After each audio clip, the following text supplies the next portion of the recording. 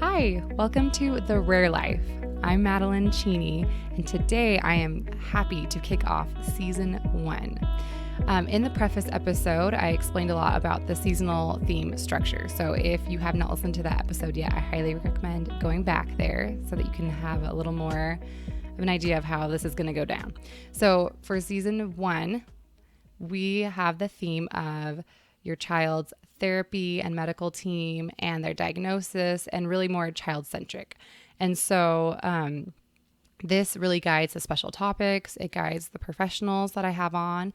It guides what I'm talking about in my solo episodes. And the story episodes, they kind of dance between all the different themes. They're just really real, and we just really talk about their child, which is awesome. So I have some really great parents on for this season. Some of the special topics we cover are things like determining your child's quality of life, how to educate others about your child's diagnosis, and communicating with a nonverbal child, and building your child's therapy and medical tribe. So these are some really great special topics that kind of fall loosely under that theme. It also guides the professionals I have on. So I have a couple of Kimball's therapists. I have a professional talking about advocacy and giving us a really concrete guide for that. And so it's just really great. It also guides my solo episodes and what I choose to talk about. And so I am going to give you a sneak peek into the next 4 episodes. And these will be also reoccurring. I love structure. Can you tell? I love structure. So we will have a parent episode where they share their story. And then the following week, they will share their special topic. And then the professional will be on and they will teach us. And then a solo episode by me. And then we'll just kind of cycle through back through another parent and their special topic, another professional, and me. So you can really know what to expect.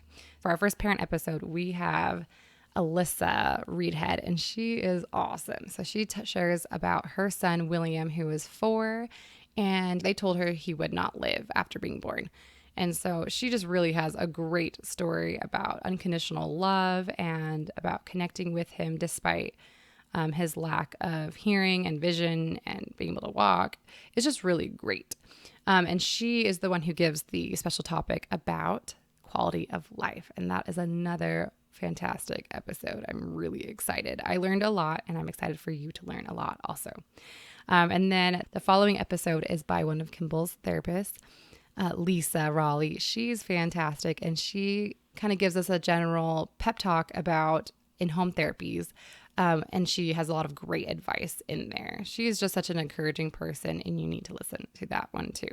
And then the next episode will be my solo episode, and I will be sharing a lot more about Kimball's umbrella diagnosis, and then as well as each diagnosis under that umbrella that he has and that he deals with and that we deal with, and a little bit about what it was like to find out each of those diagnoses, which will be a really fun one too. So for each season kickoff, I will give you several audio clips from the season to kind of get you excited and help you know what's coming.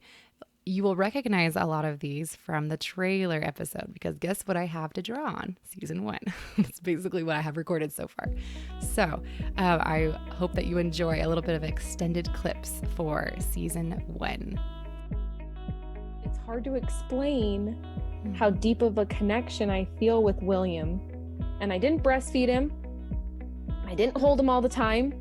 And I didn't have the birth plan, and I didn't have he doesn't talk, and we don't do the coloring, and we don't do the regular mom things that everybody does.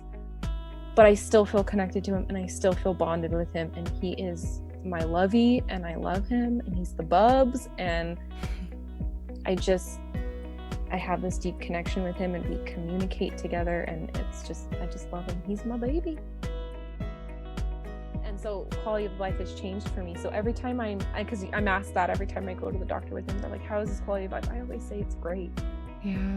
Great, because he's happy. And that's how we measure, like, is he happy? Yeah. Does he enjoy what he's doing? Does he seem like he's happy? I think happiness is the biggest thing. Yeah. And I'm very passionate about that, because I've been questions like, he doesn't have a quality of life, he doesn't do anything, he doesn't walk. And And I just don't want him to be measured by his abilities. I don't want to be measured by my abilities. Yeah. He does. Some kids are really hard. And so instead of thinking of yourselves as a therapist, I would say if you can laugh with your child 1 or 2 times a day, that day is a success. And so set the bar so that you can achieve your goal. And I would say you can usually achieve your goal if your goal is to enjoy your child, to laugh, to have a few joyful experiences now and then. And that's enough. Another day you can do more than that.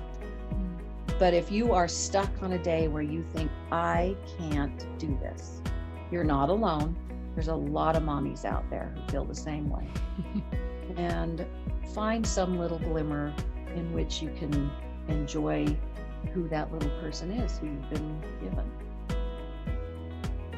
It just, each diagnosis,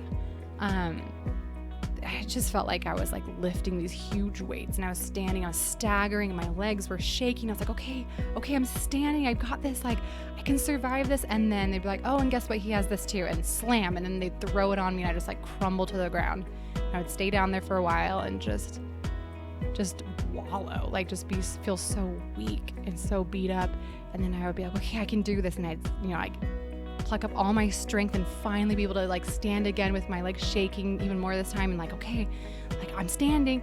And then another one was like slam and like throw me to the ground again, because another weight would be thrown on there. And that just seemed like that's really the best way I can describe of how it felt to just keep getting diagnosis after diagnosis after diagnosis of these really severe birth defects. You can like my Facebook page, The Rare Life Podcast, for sneak peeks about episodes coming up. Please share this podcast with anyone you know that could benefit from it. Let's spread the love. See you in episode 2 with Alyssa next week.